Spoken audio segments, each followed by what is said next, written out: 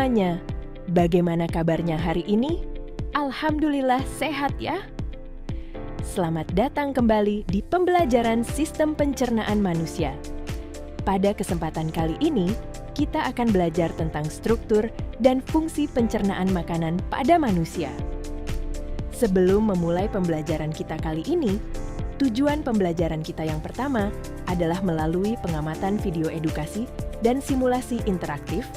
Kalian dapat mendeskripsikan alur perjalanan makanan serta perubahan fisik dan kimia yang terjadi di setiap organ secara runtut dan tepat.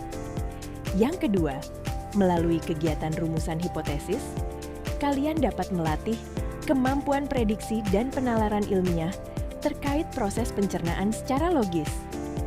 Dan tujuan pembelajaran yang terakhir, melalui analisis tabel perbandingan hasil simulasi, kalian diharapkan mampu menyimpulkan hubungan antara struktur organ dengan fungsinya dalam mengolah makanan secara mendalam dan akurat.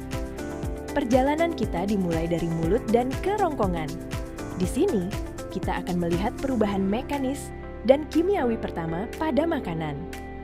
Gigi dan lidah bekerja menghancurkan makanan secara mekanis, sementara air liur atau saliva yang mengandung enzim amilas atau pialin mulai memecah amilum menjadi maltosa secara kimiawi. Setelah makanan menjadi gumpalan lembut yang disebut bolus, akan didorong masuk ke kerongkongan melalui gerakan peristaltik menuju lambung. Sebagai langkah prediksi ilmiah, menurut kalian apa yang akan terjadi pada protein saat bertemu dengan asam lambung yang sangat kuat? Di dalam lambung, asam klorida HCl akan mensterilkan makanan, sementara enzim pepsin dan enzim renin bekerja membongkar protein kompleks hingga bolus berubah menjadi bubur asam yang kita sebut chymus. Selanjutnya, perjalanan berlanjut ke usus halus dan organ aksesori. Di bagian usus 12 jari atau duodenum, pencernaan kimiawi terjadi secara intens dengan bantuan enzim dari pankreas dan cairan empedu dari hati yang bertugas melarutkan lemak. Disinilah kita bisa menganalisis hubungan antara struktur dan fungsi organ. Mengapa usus halus memiliki jutaan lipatan atau vili? Secara ilmiah, vili ini berfungsi memperluas permukaan agar penyerapan nutrisi seperti glukosa dan vitamin ke dalam aliran darah berjalan sangat efektif. Dan yang terakhir, sisa makanan yang tidak diserap akan masuk ke usus besar.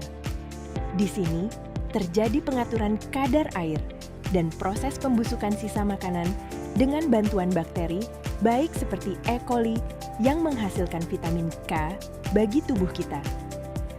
Perjalanan panjang ini akhirnya berujung pada pengeluaran sisa limbah melalui anus dalam proses yang kita sebut defekasi. Teruslah bertanya, lakukan eksplorasi, dan pastinya teruslah belajar. Sampai jumpa di sesi sains berikutnya.